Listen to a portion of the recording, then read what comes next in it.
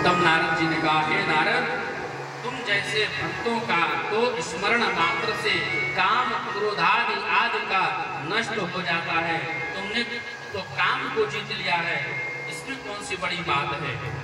अब देखिए भगवान विष्णु कैसे नारद जी का अहंकार और बढ़ाते हैं, क्योंकि भगवान शंकर है जो वो सोचते हैं कि जब व्यक्ति का अहंकार जब क्षण मात्र का होता है तो उसी समय नष्ट कर दिया जाए, लेकिन भगवान विष्णु है ऐसे कि पहले तो खूब अहंकार में खूब चढ़ाते हैं और उसके बाद उसके अहंकार को नष्ट कर देते हैं। जैसे एक व्यक्ति होता है कि अगर आपके कोई घाव हो गया, अगर घाव उभर रहा है तो एक डॉक्टर होता है वो क्या करता है, आपको मेडिसिन दवा दे करके वो चाहता है कि इसी पर सूख जाए, छोटे पर से। लेकिन कोई डॉक्टर ऐसे भी होता है कि वो चाहता है कि पहले इसको पका दें घाव को और उसके बाद इसका ऑपरेशन किया जाए बढ़िया से। तो भगवान शंकर तो चाहते हैं कि जो नारद जी का जो अहंकार है क्षण मात्र का, जो थोड़े से में उसको नष्ट कर दिया जाए, लेकिन नहीं माने भगवान शंकर की बात। तो नारद जी महाराज विष्णु जी को जाकर के वही काम कथा सुनाए और काम कथा को सुनते ही विष्णु भगवान रुष्ट हो गए। कहते हैं कि इनके अहंकार को तो और नष्ट करना चाहिए हमें। तब और विष्णु भगवान चढ़ा दिए, बगल में बैठा दिए। अब तो नारद जी का अहंकार 100 कदम और कहते हैं कि तुमने काम को जीत लिया, इसमें कौन सी बड़ी बात है। तो नारद जी ने कहा, प्रभु सब आपकी ही कृपा से तो हुआ है। तब मेरे भगवान नारायण ने सोचा कि मन में विचार किया कि इनके हृदय में जो अभिमान का जो वृक्ष अंकुरित हो गया है, इस वृक्ष को तो मैं हमेशा के लिए उखाड़ कर फेंक दूं, क्योंकि सेवक का हित करना ही स्वामी का धर्म होता है। स्वामी नहीं चाहते हैं कि सेवक का कुछ अहित हो। भगवान नारायण ने 100 योजन का एक नगर बनाया। उस नगर को निर्माण करने के बाद उस नगर का राजा है शीलनिधि और उनके धर्म पत्नी का नाम है श्रीमती। क्योंकि भगवान के माया से बना हुआ यह नगर,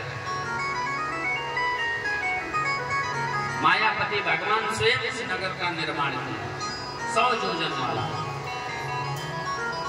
और संयोग से नारद जी महाराज उस नगर में जैसे ही प्रविष्ट हुए तो नारद जी का ऊपर माया का प्रभाव हो गया। वहां शीलनिधि ने जब देखा नारद जी का आगमन हुआ तो बड़ा स्वागत किया, आइए नारद जी महाराज। और नारद जी को देख करके शीलनिधि की एक कन्या है, शीलनिधि कहता है नारद जी से कि आप नारद जी ये बताएं इस कन्या का विवाह कैसे होगा, कैसा इसका जीवन होगा। तो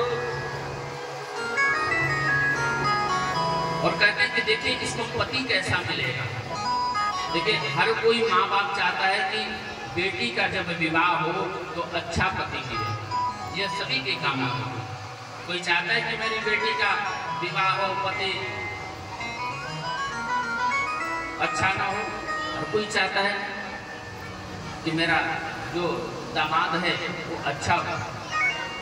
तो वही नारद महाराज कहते हैं, सुतेयं तव भूपाल सर्वलक्षण लक्षिता महाभाग्यवती धन्या लक्ष्मीरिव गुणालया। हे राजन, आपकी कन्या बड़ी सुंदर है और सभी लक्षणों से युक्त है, महाभाग्यशालिनी है और लक्ष्मी जी के समान सभी गुणों के साथ उसका भंडार भरा हुआ है, सभी गुण उसके में विद्यमान है। जो यही परई अमर सोई होई। क्या कहते हैं? नारद जी महाराज कहते हैं, और गोस्वामी तुलसीदास जी ने लिखा है मानस जी में, क्या?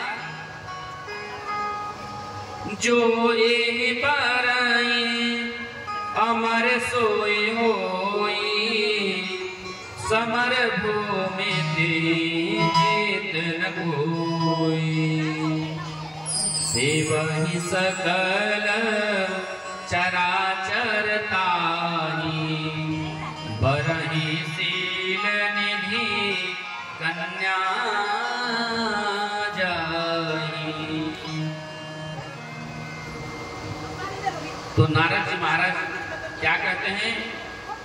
उस कन्या को देख करके कहते हैं शील निधि से कि महाराज, जो इससे विवाह करेगा वो अमर हो जाएगा। आपकी कन्या से जो विवाह करेगा वो अमर हो जाएगा। लेकिन यहाँ कुछ और ही है, जो यही बरई अमर सोई हुई, समर भूमि तेह जीत न कोई। फिर क्या कहते हैं? उसे युद्ध भूमि में कोई जीत नहीं पाएगा। शील निधि यह कन्या जिससे विवाह कर लेगी, सारा संसार उसकी सेवा करेगा। क्या? जिससे इसका विवाह होगा पूरा संसार इसका साधन करेगा, सेवा करेगा। लेकिन यहाँ कुछ और ही लिखा हुआ है, क्योंकि मायापति भगवान है, मायापति ने अपने 100 योजन माया से नगर का निर्माण कर दिया,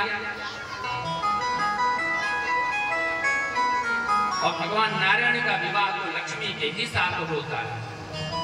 इसी प्रकार नारद जी महाराज कहते हैं कि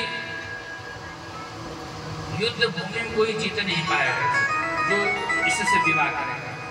लेकिन कहने का तात्पर्य यह है कि यह सब लक्षणों से संपन्न है,